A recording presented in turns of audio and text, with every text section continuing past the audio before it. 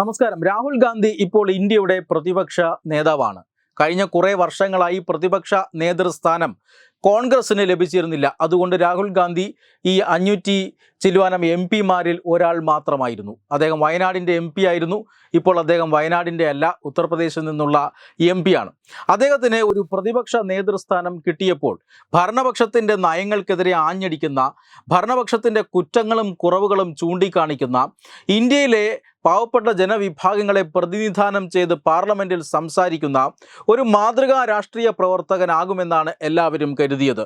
പക്ഷേ രാഹുൽ ഗാന്ധി ഇന്ത്യയുടെ അല്ലെങ്കിൽ ഇന്ത്യൻ രാഷ്ട്രീയത്തിലെ ഒരു അതികായകനായ രാഷ്ട്രീയ പ്രവർത്തകനാകുന്നതിനു പകരം അദ്ദേഹം ഒരു വിഘടനവാദി റോളിലേക്ക് മാറിയിരിക്കുകയാണ്. ഇന്ത്യക്ക് പുറത്തുപോയി ഇന്ത്യക്കെതിരെ സംസാരിക്കുക, ഇന്ത്യ വിരുദ്ധരുമായി പച്ചയ്ക്ക് ഗൂഢാലോചന നടത്തുക, ഇന്ത്യക്കെതിരെ, ഇന്ത്യയുടെ സംവിധാനങ്ങൾക്ക് നേരെ ശബ്ദമുയർത്തുക, ഇതൊക്കെയാണ് ഇപ്പോൾ രാഹുൽ ഗാന്ധി ചെയ്തുകൊണ്ടിരിക്കുന്നത്. ഹരിയാന തെരഞ്ഞെടുപ്പിന് തൊട്ടു മുന്നേ അമേരിക്കയിൽ ചെന്ന് കാണിച്ചു കൂട്ടിയതിനെല്ലാം ഇപ്പോൾ ജനം എണ്ണി മറുപടി ചോദിച്ചുകൊണ്ടിരിക്കുകയുമാണ്. എന്തായാലും രാഹുൽ ഗാന്ധി ഈ കഴിഞ്ഞ ദിവസങ്ങളിലെല്ലാം പറയുന്നത് ഇന്ത്യയിൽ ഏറ്റവും അധികം ജാതി വിവേചനം നിലനിൽക്കുന്നുണ്ട്. ലോകത്തിൽ അങ്ങനെ ഏറ്റവും കൂടുതൽ ജാതി വിവേചനമുള്ള രാജ്യമായി ഇന്ത്യ മാറിക്കഴിഞ്ഞു. അതുകൊണ്ട് തന്നെ വിവിധ ജാതി വിഭാഗങ്ങൾക്ക് നീതി കിട്ടണം, അതിന് ജാതി സെൻസസ് നടത്തണം എന്നൊക്കെയാണ് രാഹുൽ ഗാന്ധി ആവശ്യപ്പെടുന്നത്. പക്ഷേ അതേസമയം തന്നെ രാഹുൽ ഗാന്ധി കടുത്ത ജാതി വിവേചനം കാട്ടുന്നതായും പരാതിയുണ്ട്. ഈയിടെ BJP ആണ് അത്തരത്തിലൊരു പരാതി ഉയർത്തിയത്. അദ്ദേഹം ഈ അടുത്ത കാലത്ത് രാജസ്ഥാൻ സന്ദർശിക്കുന്ന അവസരത്തിൽ രാജസ്ഥാനിൽ അദ്ദേഹത്തെ സ്വീകരിക്കാനായി അദ്ദേഹത്തിൻ്റെ പാർട്ടിയിലെ തന്നെ മുതിർന്ന നേതാക്കൾ വിമാനത്താവളത്തിൽ എത്തിയിരുന്നു. മുൻ രാജസ്ഥാൻ മുഖ്യമന്ത്രി അശോക് ഗെഹ്ലോട്ട് ഇദ്ദേഹത്തെ ഹാരാർപ്പണം ചെയ്യുന്നതും പിന്നീട് സംസ്ഥാനത്തെ പല നേതാക്കളും ഇദ്ദേഹത്തിന് പൂച്ചെണ്ടുകൾ നൽകുന്നതുമായ വീഡിയോ ദൃശ്യങ്ങൾ പുറത്തുവിട്ടിരുന്നു. ഈ വീഡിയോ ദൃശ്യത്തിൽ ഒരു കാര്യമുള്ളത്, ഒരു രാജസ്ഥാനിൽ നിന്നുള്ള അറിയപ്പെടുന്ന ഒരു ദളിത് നേതാവ് ഇദ്ദേഹത്തിന് ഹാരാർപ്പണം നടത്തുന്നുണ്ട്. പക്ഷേ ആ ഹാരം അദ്ദേഹം സ്വീകരിക്കാൻ തയ്യാറാകുന്നില്ല. അദ്ദേഹത്തിൻ്റെ കഴുത്തിൽ അണിയാൻ അദ്ദേഹം അനുവദിക്കുന്നില്ല. ഹാരം അദ്ദേഹം കയ്യിൽ സ്വീകരിക്കുകയാണ് ഉണ്ടായത്. ഇത് രാഹുൽ ഗാന്ധിയുടെ ജാതി ചിന്തയ്ക്ക് ഉദാഹരണമാണോ എന്ന ചോദ്യം ചോദിച്ചുകൊണ്ട് BJP ഈ വീഡിയോ സമൂഹ മാധ്യമങ്ങളിൽ വലിയ പ്രചരണം നൽകിയിരുന്നതാണ്. ഇപ്പോഴിതാ പാർലമെൻറ്റിൻ്റെ സെൻട്രൽ ഹാളിലും ജാതി വിവേചനം കാണിക്കുകയാണോ രാഹുൽ ഗാന്ധി എന്ന ചോദ്യവുമായി രംഗത്തെത്തിയിരിക്കുകയാണ് BJP. കാരണം ഇന്ന് ഭരണഘടനാ ദിനമാണ്. ഭരണഘടന ഈ രാജ്യത്ത് ഭരണഘടനയുടെ ഡ്രാഫ്റ്റ് അംഗീകരിച്ച ഒരു ദിനമാണ്.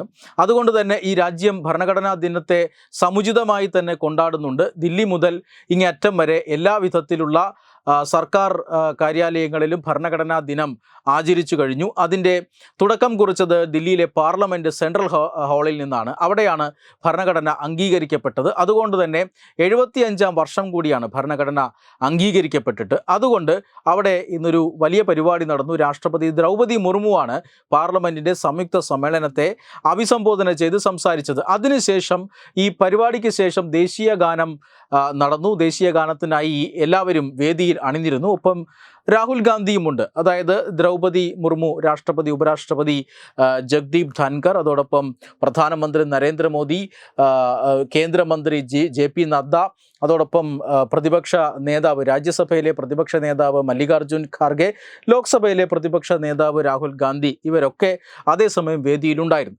ദേശീയ ഗാനത്തിന് ശേഷം ആ വേദിയിലുണ്ടായിരുന്ന നേതാക്കളെല്ലാം രാഷ്ട്രപതിയെ അഭിവാദ്യം ചെയ്തതിന് ശേഷമാണ് പിരിഞ്ഞത്. പക്ഷേ രാഹുൽ ഗാന്ധി ബോധപൂർവം രാഷ്ട്രപതിയെ അഭിവാദ്യം ചെയ്യാതെ തിരിഞ്ഞു നടക്കുന്നതും ഒരല്പദൂരം മാറി നിന്നുകൊണ്ട് രാഷ്ട്രപതിയെ അഭിവാദ്യം ചെയ്ത ശേഷം തിരിച്ചു വരുന്ന മല്ലികാർജുൻ ഖാർഗെയെ വെയിറ്റ് ചെയ്ത് നിൽക്കുന്നതും നമുക്ക് ആ വീഡിയോ ദൃശ്യങ്ങളിൽ കാണാം. ഈ വീഡിയോ ദൃശ്യങ്ങളാണ് ഇപ്പോൾ സമൂഹ മാധ്യമങ്ങളിൽ പ്രചരിക്കുന്നത്. രാഷ്ട്രപതി ദ്രൗപദി മുർമു ഗോത്രവർഗ വിഭാഗക്കാരി ആയതുകൊണ്ടാണോ രാഹുൽ ഗാന്ധി ഇത്തരത്തിൽ അഭിവാദ്യം ചെയ്യാൻ കൂട്ടാക്കാത്തത് എന്ന ചോദ്യമാണ് ഇപ്പോൾ BJP ഉയർത്തുന്നത്. Web desk Tatwamayi news. Powered by Jyotis. Realizing your dream home. Our ongoing luxury apartments projects are Crown near Karivattam, The Square near UST Global, White Manor near Attigal Ambalatra, and Evergreens Luxury Villas near Tirumala. Call 90482 55599. Jyotis Building Promoters Private Limited, Thiruvananthapuram.